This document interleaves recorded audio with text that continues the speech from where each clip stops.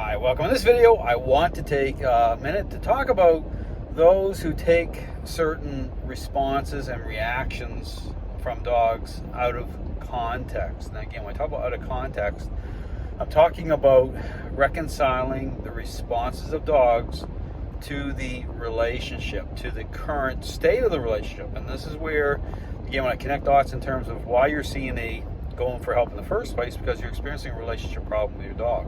Behavioral issues are escalating, you're not happy in the relationship, and so you're seeking out help.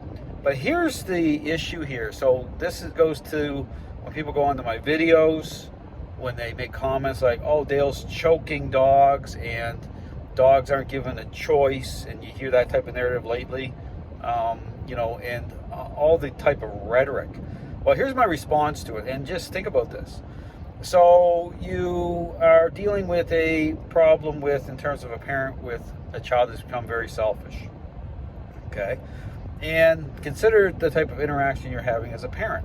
It's like the example I use is in terms of, say, they have a bad attitude, okay? They become very self-focused, very selfish, and so you want them to do a certain thing. Maybe it's pick up their toys. And you engage in, again, think of what I'm saying, because relates to this thing about the deceptive nature of appearances. I talk about superficial nature, which trainers are engaging in relationship problem. So, but you have tied to the relationship, okay? So you have two options, okay? You can engage in the themes I talk about: bribery, accommodation, and negotiation, right? You can decide, based on your parenting style, your attitude about parenting, you can decide to go with those themes.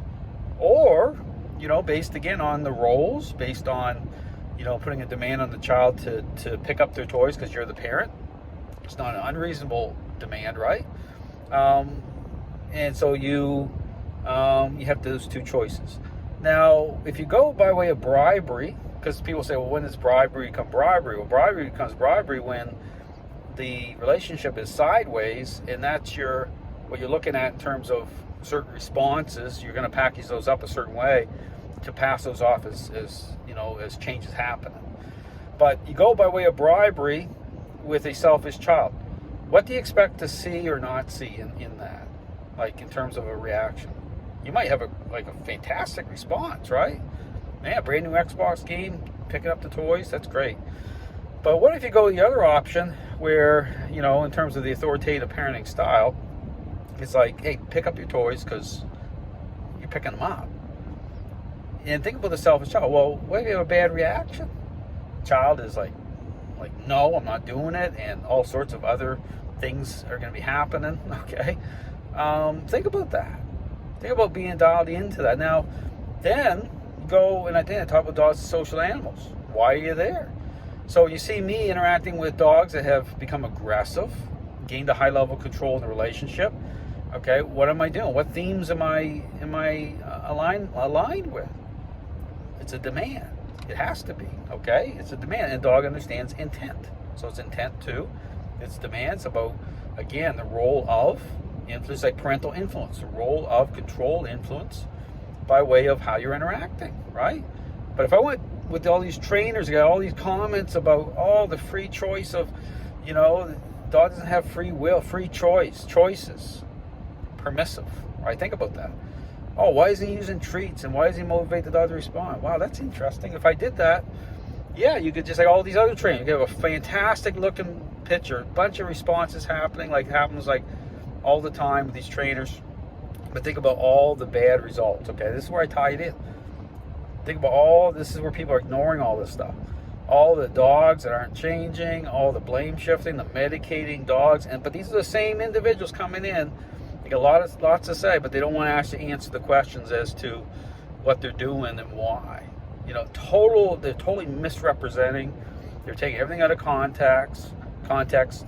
They're being almost like they've embraced this lie, and now they're just they're so arrogant, right? They're like, hey, I can say this. I don't. So I would encourage people to start to apply critical thinking here. I show the whole process.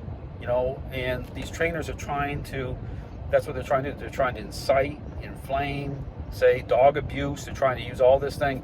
And these are the same people that are bribing these dogs, engaging in this permissiveness. And so yeah, you could calm the waters in that moment, or you can have dogs that are highly motivated to respond, but no relationship change. These dogs are still attacking people. Bad things are happening. You're not happy in the relationship, and oh well, we tried, but something wrong with the dog. See, these are the same trainers doing that all the time. And if you're to have an honest conversation, I'm like, okay, let's have an honest conversation, and let's actually, if you really care about dogs, let's stop lying about stuff, and let's actually be honest to yourself, to the public, and let's go there. And that's what I'm doing with my information I'm putting out. I'm going there because I actually do care about dogs and people the right way. Thanks for watching.